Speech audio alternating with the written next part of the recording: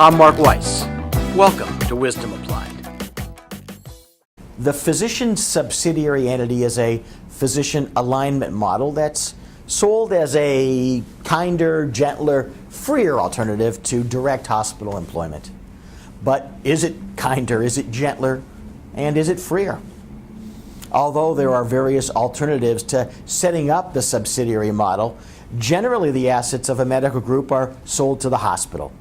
Then either the physicians who are formerly engaged by the medical group remain as the employees of the group, which is now owned by a physician friendly to the hospital, or they become employees of a new professional corporation owned by the hospital-friendly physician.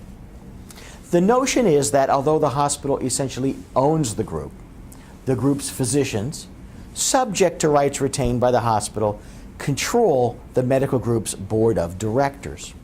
Now, purportedly, this provides the physicians with greater autonomy, including determining how compensation is allocated among them. But as all compensation to the group is either flowing directly from the hospital or is metered by it, query whether that control is real or simply illusory.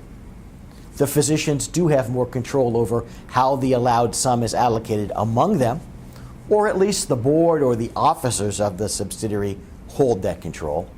But it's a fallacy that the subsidiary has any real existence beyond that.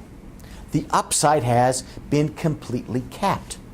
Of course, if the only two alternatives to be considered are hospital employment, with no more group to have a role in determining compensation, or an illusory group that permits control physicians to still determine who in the group gets what, then there is perhaps more freedom in the subsidiary model.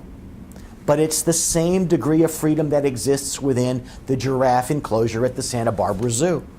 The giraffes can run anywhere they want, except where they can't. For complimentary resources, including articles and our monthly newsletter, The Advisory E-Alert, visit advisorylawgroup.com.